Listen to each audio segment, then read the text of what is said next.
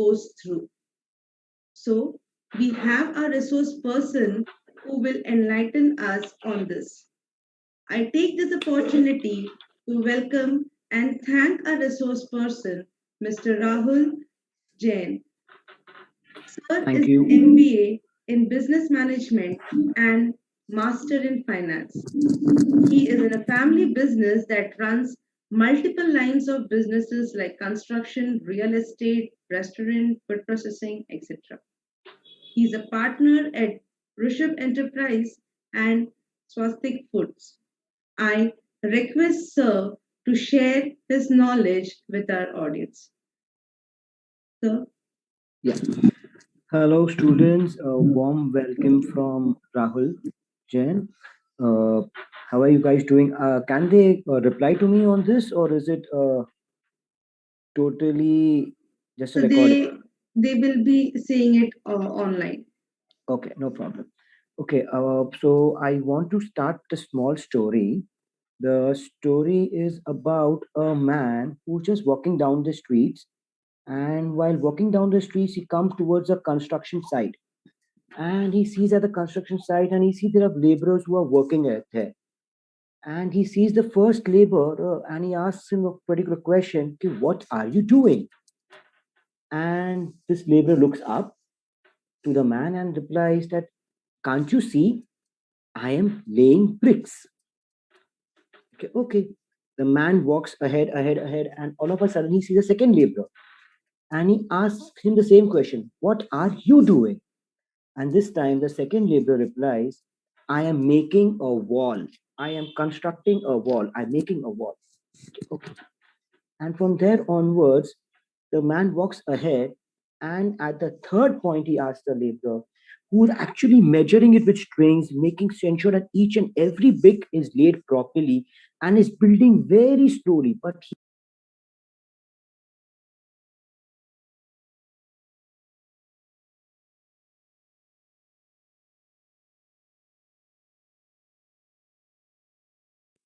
he's going, I'm audible again?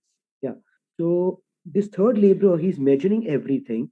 He's putting everything on piece by piece, piece by piece. He's measuring again and ensuring does it look proper from this angle, that angle, and slowly he's building. And then this man comes to him and asks, "What are you doing?" At this, the third laborer replies, "I am building a cathedral. I am building a cathedral."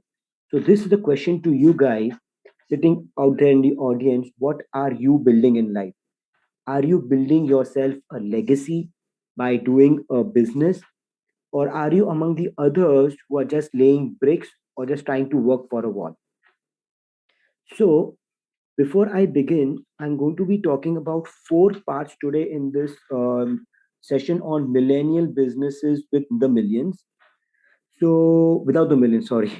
The first thing that I'm going to be speaking about how to start from scratch, and how to actually start from a big zero. Apart from that, the biggest crisis that people face is how to manage without money. A lot of people have great ideas in their mind, but they don't have the money to back it. So how do you manage without money, without no money at all, or without very little money? The third part that I'm going to be covering today's session is going to be about the mindset. That what is the mindset that an entrepreneur should have? And the fourth and the final part I'm going to be covering is managing multiple businesses. How do you manage more than one business? Okay. So now to begin with, the first part that we are supposed to talk about is how to start from scratch. So I will be talking a bit about my journey. We have been in the construction business since the year 1983, but during the down phases where you call that the industry was in a bit on the recession, in 2003 we lost everything, and I really mean it. We have lost everything in life, and till that way that we did not know how to have food on the table. No money, nothing. So now what do you do? That is the question. What do you do? So my father, who is a BCom LLB, he thought about that this we cannot find a way out because there's so much of cash crunch. Because we have the knowledge of the construction industry, what we can do is try to get a partner on board who has finance, and we will do business that way. So now, whom do you approach? You two can approach two people. One, a person who has money, or a person who does not have money. Whom would you approach? Definitely, you would approach the person who has money. So we approached a particular businessman who had good amount of finances. He never had a cash crunch, and he was looking for new opportunities in business. So we approached to him. We pitched him a plan that, okay, this is a construction. This is the places where the land is available. This should be the selling price. This would be the profit. Apart from that, we would, because you are putting all the money, the finance into the picture, we don't mind paying you interest on that finance, plus we will give you profit. Now he got the trust on us, but immediately he did not join on board. He wanted to say, what you are saying, are you going to keep up to it? So when everything was put down on paper, we put down one clause such that we will not take very a big lump sum of the money from the business unless and until your money comes to you with interest. When we did this kind of a deal, he had more faith on us. We started with one project in 2003, and the last 17 years, we have completed more than seven projects. We are working on more than seven projects with them. And I'm not talking about small projects. I'm talking about projects where there are 112 flats and 30 shops to be delivered in one project. So this is the way when we started out. We started literally from zero, and we went ahead. Apart from that, when we had little finances, now we wanted to venture into new business. My elder brother, he is also an MBA. He was more keen into entering the restaurant business. So now we did not have the knowledge. How do you enter a business when you don't have the knowledge? So he found a friend who also wanted to open a restaurant business, who had the knowledge about the restaurant business, and as a result, he will be able to give me a smooth sale to enter the business. And this is what they did. They used to actually approach shut down restaurants so they could buy the furniture on a cheaper rate. The restaurants that are newly open but they are not doing well and they're actually closing doors, they will give away the kitchen equipment, they will give away the tables, the chairs, the cutlery, all at throwaway prices. And this is the way they actually started doing the business. And eventually, from one restaurant, they moved on. Currently, last this month, they are moving on to the fourth restaurant. Now, how does a business model work? They were successes in one business. They were successful in one business of one restaurant, and then people started approaching them that we want a franchise. Please give us a franchise. Please give us a franchise. Please give us a franchise. And this is the way they expanded into four restaurants. Now, the third line of business that we have is the turf, where people can come and play. They want to play tennis. They want to play football, cricket. Now, turf was very popular in Bombay side, and we wanted to start with our own personal turf, but we couldn't go ahead because we did not have someone who had the knowledge about it. So again, we got one person who was an investor, one person who had the knowledge about the turf, and then we were in charge of management. And this is the way we started with two turfs in Chennai by the name of Let's Play. By the way, our restaurant is called Prive. We have 3 to 4 restaurants in Chennai. Thereafter, moving on to the fourth business that we hold today is about food processing, which is the major part where I am the partner in that company. Now, food processing was started. Why? Because everywhere you go today, you have very easily available something is junk food. You want chips, you want lays, you want wafers, everything is available. But nothing is available in the form of healthy snacks. Or probably you'll find something that is baked or less oil baked and all those categories. So we wanted to come out different. So we understood that vegetables like potatoes and onions will give you wafers, and why not make wafers out of fruits? And this is what my company Swastik Food is doing too. We are making fruit wafers where into flavors like mango, strawberry, pineapple, apple, kiwi, dragon fruit, and all those flavors. Our brand is called as Crunchy Munchy, and we're going to do a big launch very soon, probably in the next month. So now taking you back to the main question of all you youngsters, if you want to start a business, how should you go ahead? So the first thing is you need to find someone who is going to buy in bulk or probably huge quantities from you. I repeat, You need to find someone who is going to purchase in huge quantities or bulk quantities. The reason is the moment you start a business, the first problem that you're going to face is sales. If you don't have sales, you will not be able to do a turnaround around the money. You will not be able to manage the staff and everything. So when we started with our first the company Swastik Food, the first thing that we were looking was people who can buy bulk. And the moment we found two or three people who can give us regular orders per month, we were much more on ease. Okay, हमारे basic खर्चे जो है, the basic expenses है, वो सब उससे clear हो सकते हैं. Apart from that, one big thing that people miss in business is people think that okay, when you start a business, the most important part is that people think it should be production. Like, I agree, it should be. Apart from that is administration. But most of the people forget the third and the most important part, and that is, any guesses? Okay. The third and the most important part is marketing. If people don't know about your product, they will never be able to buy. Production is 10 to 15%, administration is 10 to 15%, but 70% is marketing. And today also, when you see around, why do you feel the thing to go for a particular movie? Because you're bombarded with so many ads on the TV, on the radio, and everywhere. And as a result, you feel like, okay, I want to go and see this movie. Why do you buy a particular product? It is because of those marketing that comes into it. Okay, you get an offer from the particular store that you normally buy from, and they said okay, there's 10% off, there's for 20% off, there's 40% off, and you like to go for that. Or if someone is giving you a good deal, then is the best time that you will go for buying the product. So 70% of the main work of any business is marketing, and that is the most unused uh, department in India. A lot of people thinking marketing is kharcha, it is a waste of money. It is not a waste of money. If you do not invest in marketing, probably your business will go for a toss and will probably shut down very quickly. And if you really want to learn about marketing, some of the best people in some of the best companies in India. Okay, before that, I'll be covering about one part. How many people like reading? Have a hobby to like read a lot of books and all. So this is one hobby that had actually really helped me. I'm going to be sharing with you one particular strategy. If you have a pen and paper, just write it down. This strategy is by an author known as J. Abraham. His books are not available currently in India. He's an international author, and I don't know why is it that in some books do not come to India. So I read about this particular book, and it gave one strategy. If you use that, and I'm telling you, all the big players in India have started using that, and the business flourishes crazily.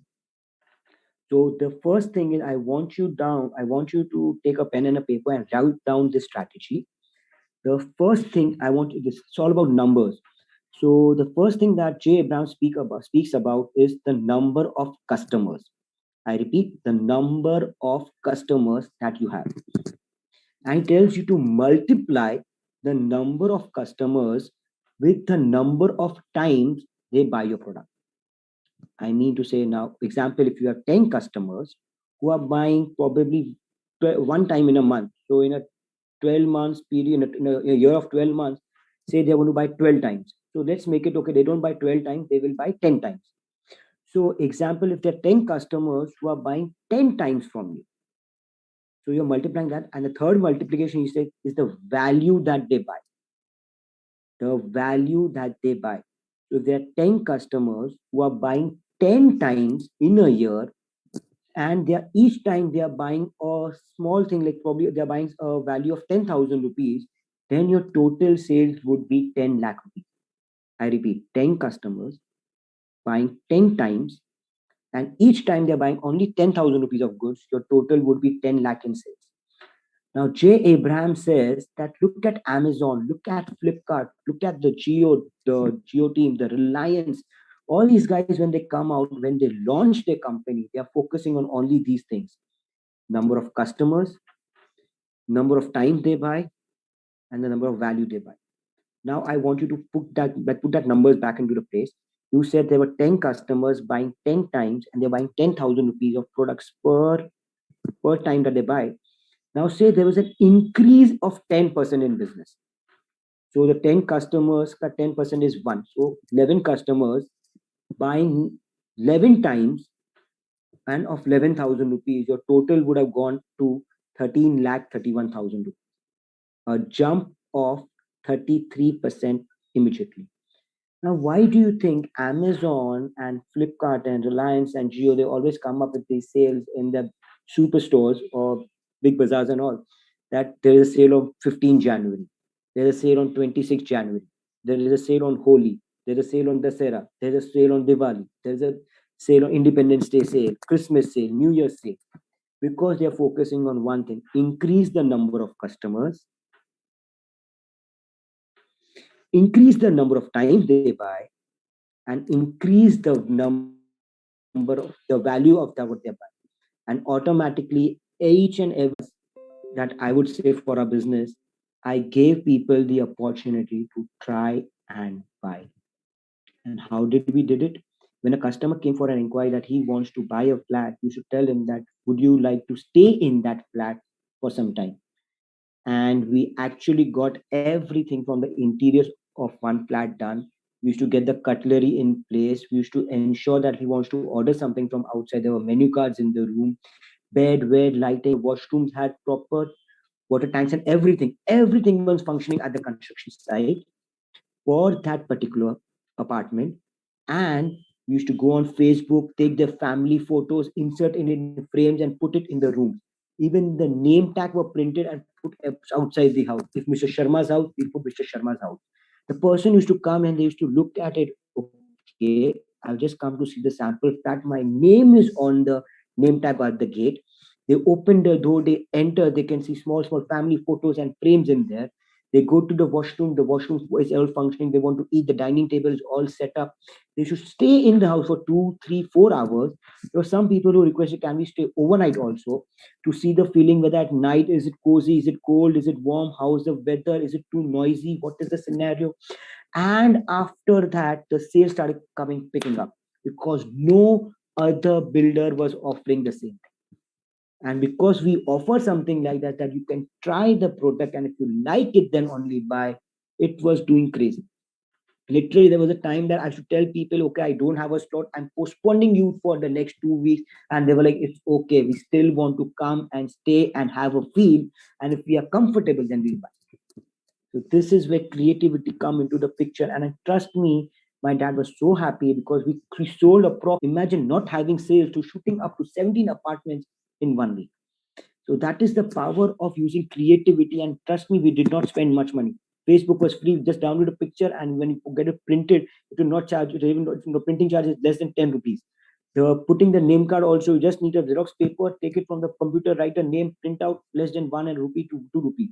And apart from that, basic, if you want to order food also to the apartment, it does not cost you much. It used to probably cost you 507 bucks. I used to imagine that if I pay brokerage on that flat, I will anyway just spend 50 to 60,000 rupees. Then why not just do a basic marketing of more less than 1,000 rupees and get things done? So this is where the creativity comes into the picture. I hope you guys are definitely creative in and into your thinking and what you can do.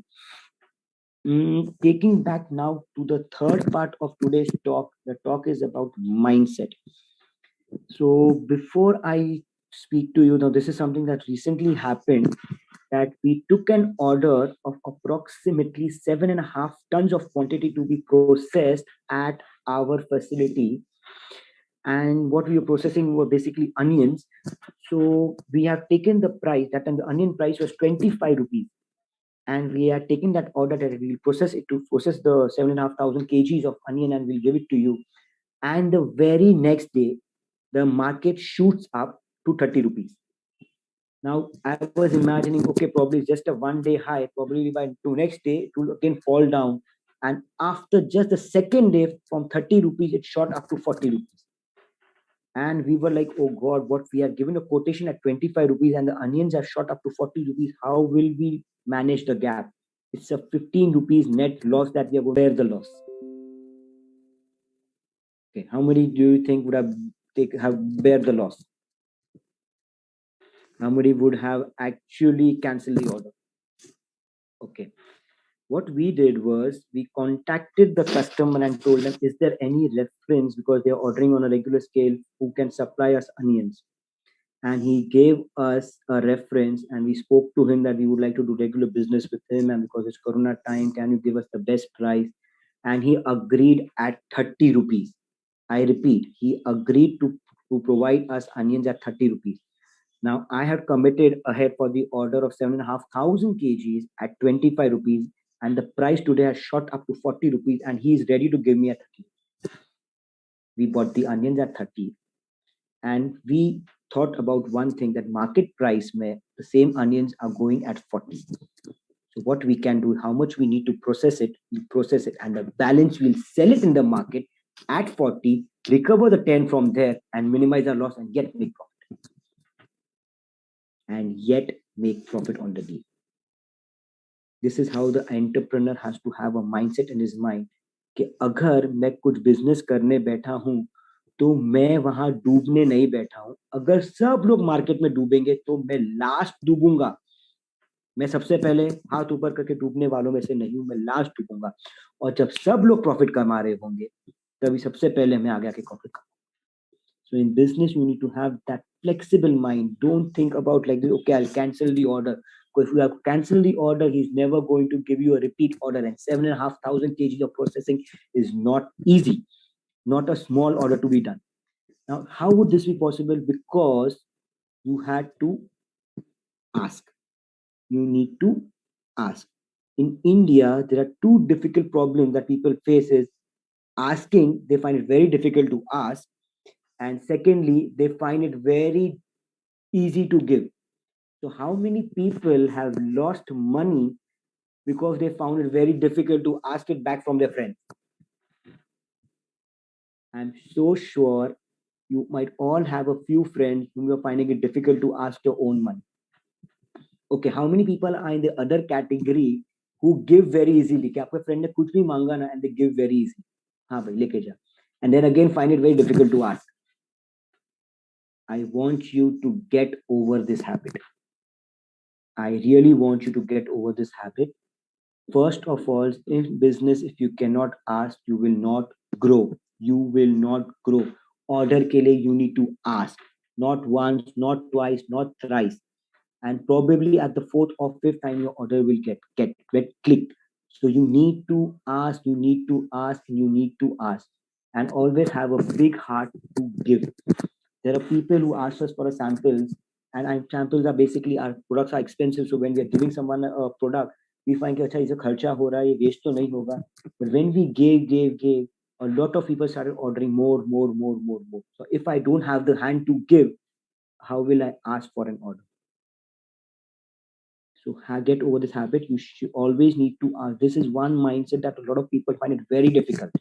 If you are finding it difficult to even ask from your own friends, how will you ask strangers for an order? Then you're finding it very easy to give money to people. There will be people who will take you for a ride and they will never return you money. So get over this habit.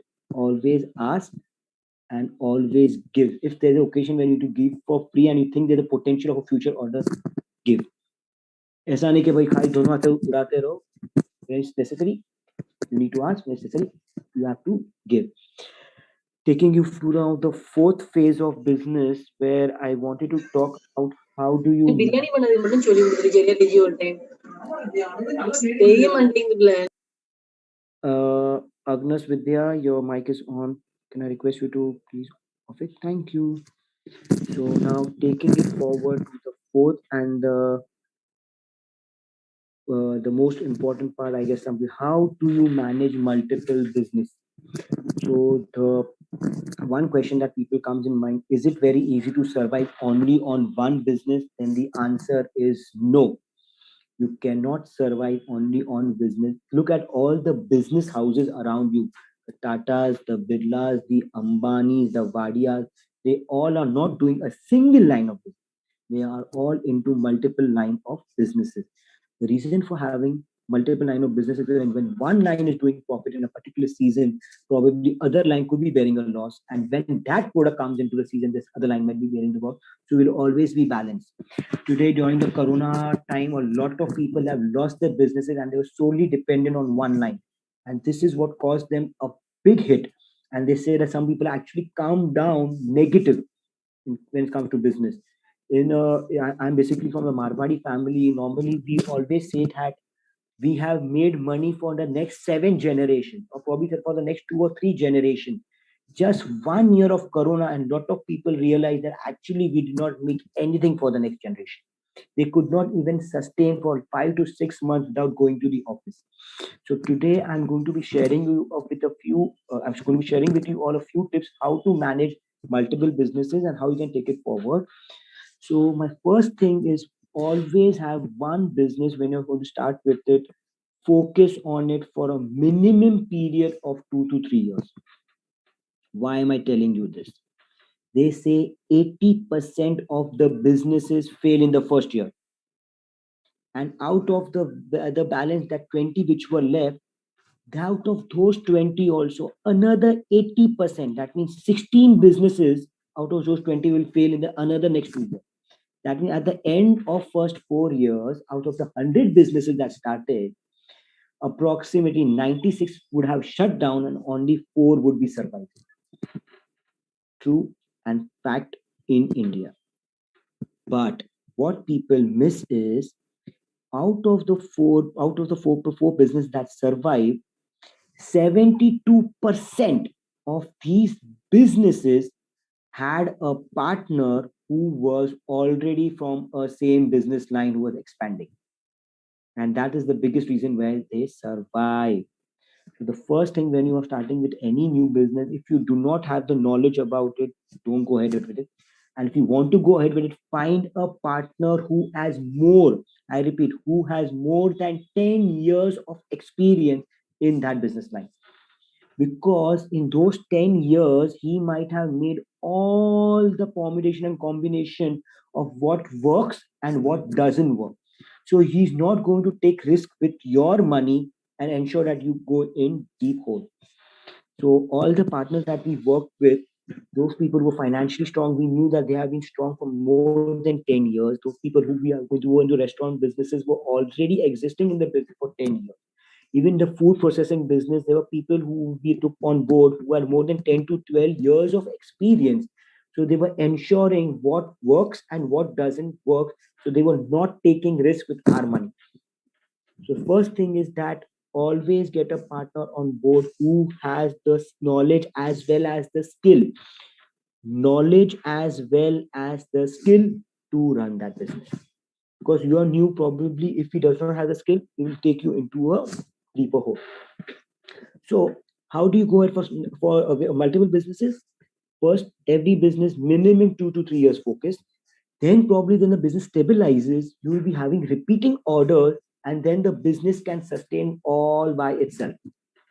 Thereafter, you can move into a second line of business. And today, a lot of things are so much automated that if you want to put it on Flipkart, you're going to put it on Amazon, you want to put it everywhere.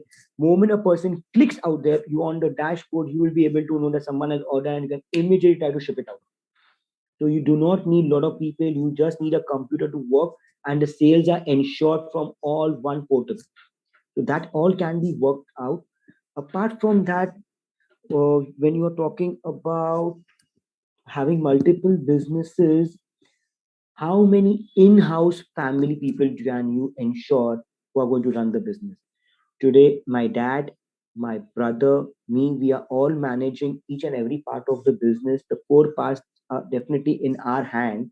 And then the reason why we're having it in our hand, because a lot of times you have your cousins, your brothers, and all. If you give them the work, it is much better to give the core duties to them, because they are family and they will not take you for a ride.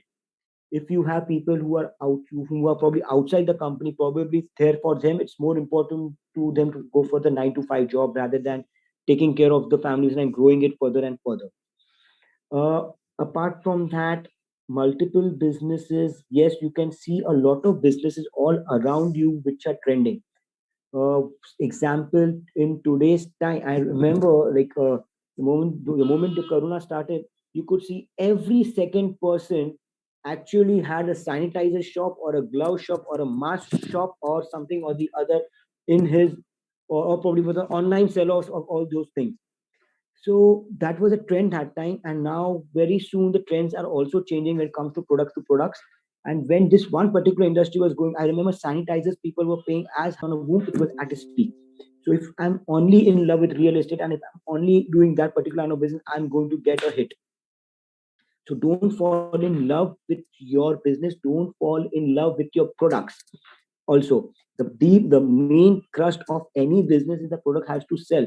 When you love your product, probably you will not think about innovating too much, or you will not try to put more ideas into it. So don't fall in love with them. Don't fall in love with it.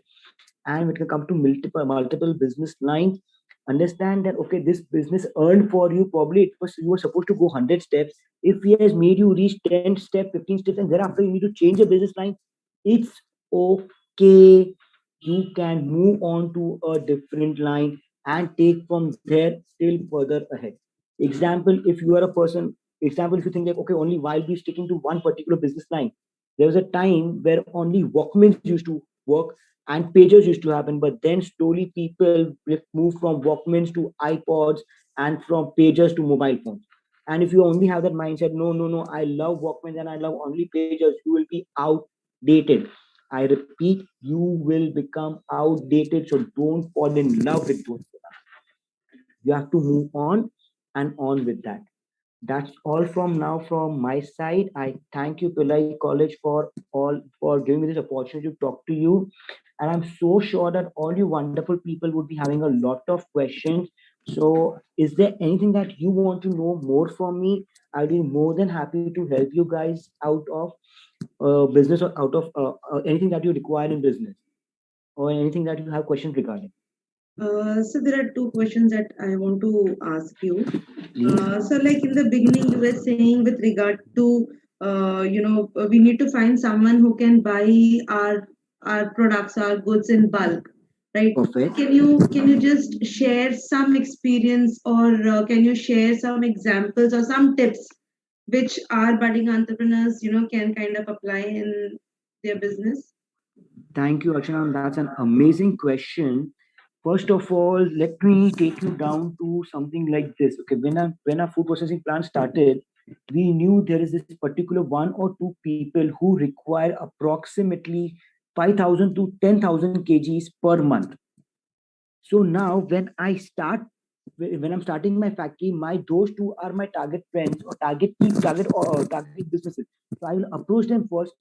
Can we do a locking together? Well, I'll be supplying you 5,000 kgs per month at a fixed price. Would you like to do business with me? And the opposite person is also thinking about the same thing. Okay, 5,000 at a if the price fluctuates up and down, it is not his lookout, not then come my lookout. So I am doing the stocking, I am doing all the processing, I am keeping everything in mind. Our price is fixed, and for 1 year, I need to deliver to him for per month, per month 5,000 kgs. So I know I have business of 5,000 kgs per month. Now I find one or two or three vendors, I am sorted for the entire year, and the agreement is designed in such a way that they will buy from me come what may at this price.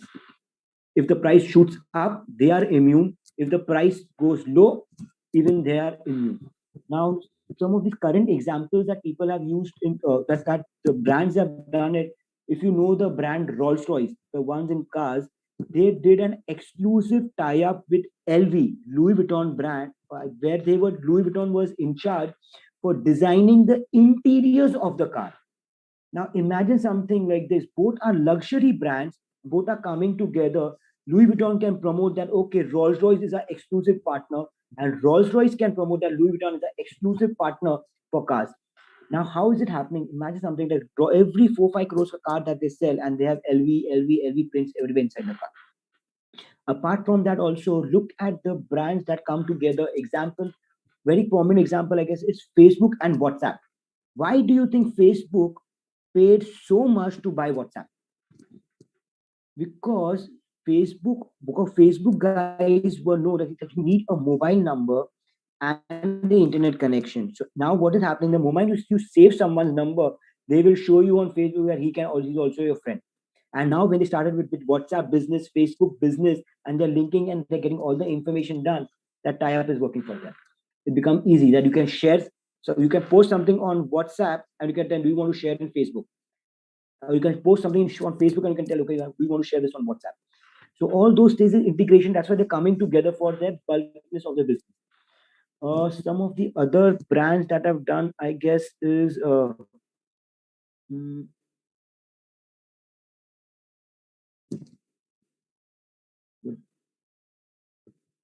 I guess Microsoft did a tie-up for with Linux, I guess, for the platform. And this is the way how they knew that every computer that comes out will have the Linux system inside this. Yes, So sir. a lot of places these kind of deals are done. Sony Ericsson did it. Yes, Sony and Ericsson, when they came together, came together as a one brand, Sony Ericsson. Right now, even Vodafone and Idea have come together as a single brand. Right. So the reason why they want to do it, okay, Vodafone has its own customer bases, Idea has its own customer base. Together they can build more and they can become a bigger True. superpower. Someone who's third on the Right. rank, someone who's fourth on the rank, they both club together to take over the second and the first people, the number one people in the world. So those are some of the most common examples in the world that you can see around. Yes, sir. And sir, again, there's one more thing that bothers us because of the pandemic that we all have, witnessed, and overall also, we had seen how the businesses were going in, and suddenly there was a complete, shutdown, and everyone were locked up in their own houses, and a lot of businesses suffered in this particular period. And now slowly things are opening up, and we can see people going out, buying. In fact, even the tourism industry, everything is kind of flourishing now. It's not flourishing, but basically, but it's just started now in the initial stage. Now my question to you is, now most of our audiences here are all budding, they have this kind of idea, or they have this plan, or they've kind of started, in small ways. So Okay. so do you think this pandemic and the crisis and the situation that we all went through, will this have a fear, a fear that has generated, because we have seen a lot of business going down, shutting down as well.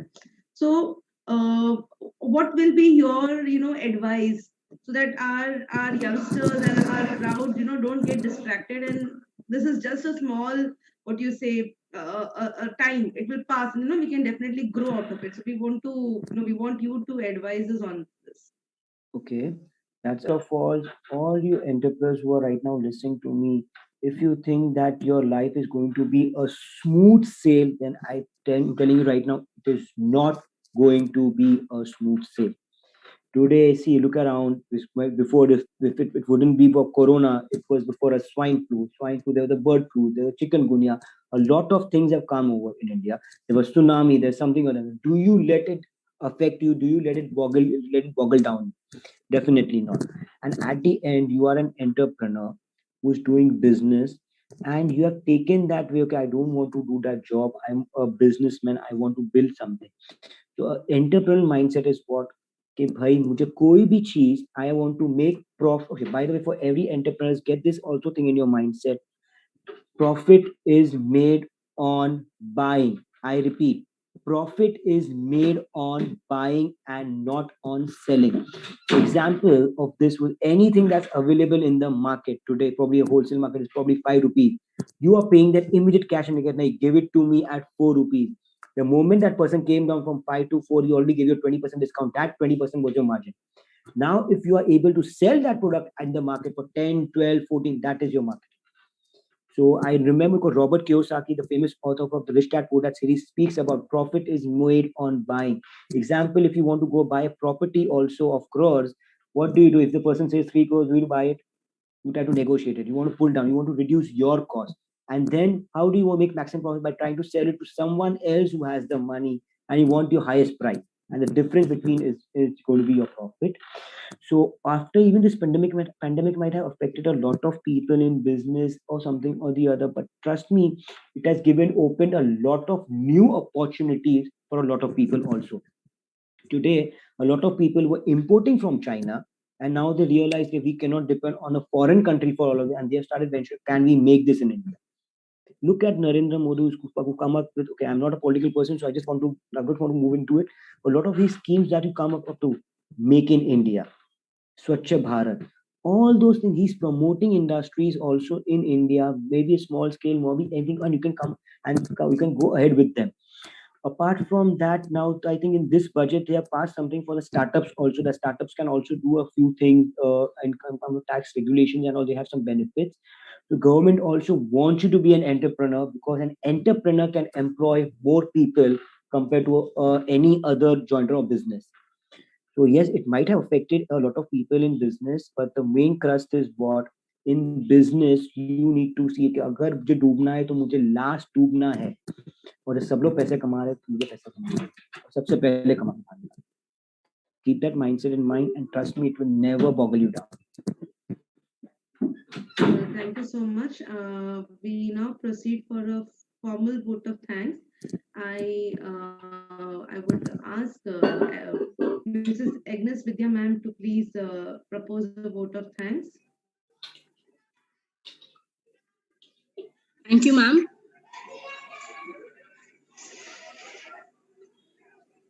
It is a privilege and a great joy for me to extend a vote of thanks to all those who have contributed in one way or the other to make this webinar on entrepreneurship development phases, millennials business without a million, a great success.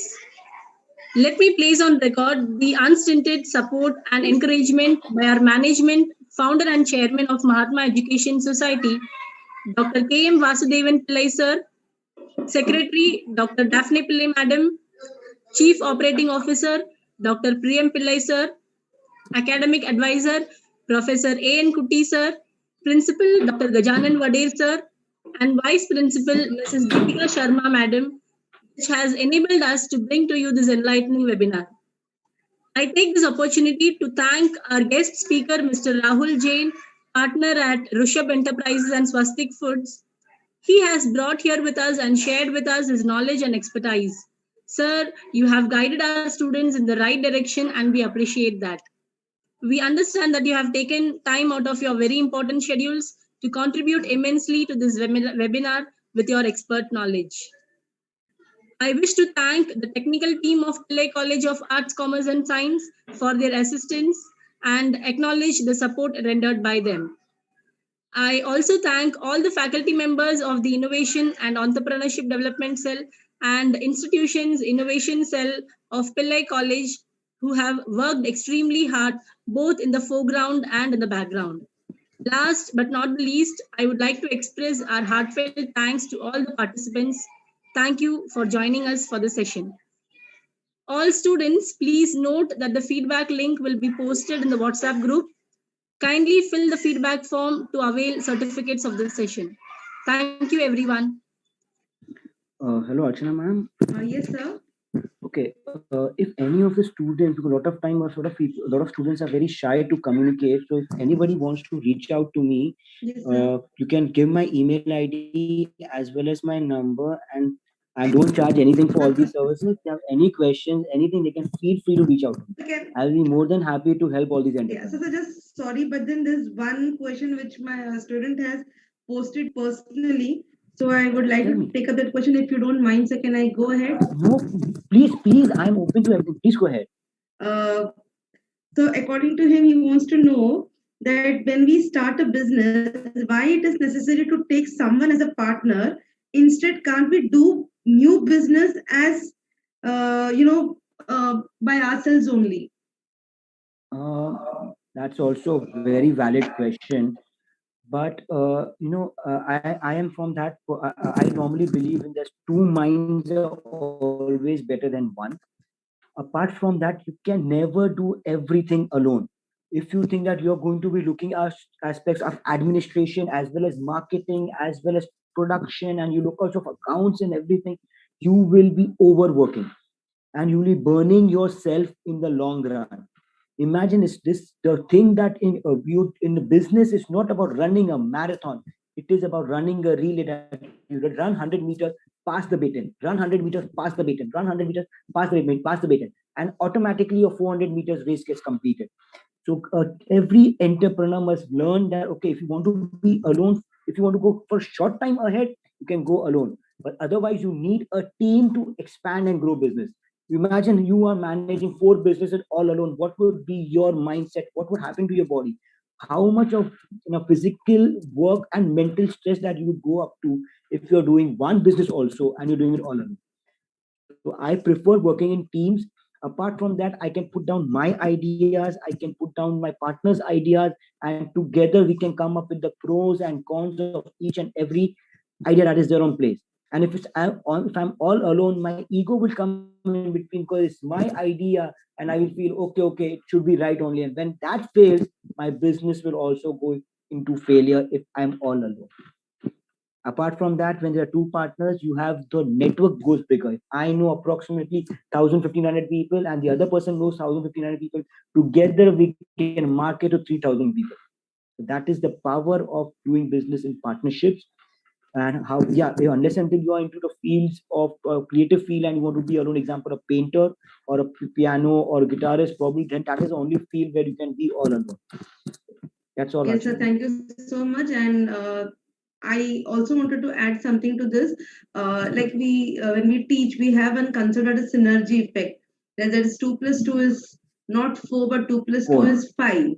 So Five, exactly. together, when we do, the outcome is much, Better. more than what we can individually contribute. So I totally agree with you, sir. And on this note, I would thank you personally to to share your views and to come and join us for this session. Thank you so much, and thank you all the faculties who have joined us as well as the students. Thank you so much. Thank you. Thank you. I wish you success in all your further endeavors. Thank you, Pillai College, on behalf of Rahul Jain and family. Have a Thank you good so day. much, sir. Thank you. Thank you. Thank you. Good evening.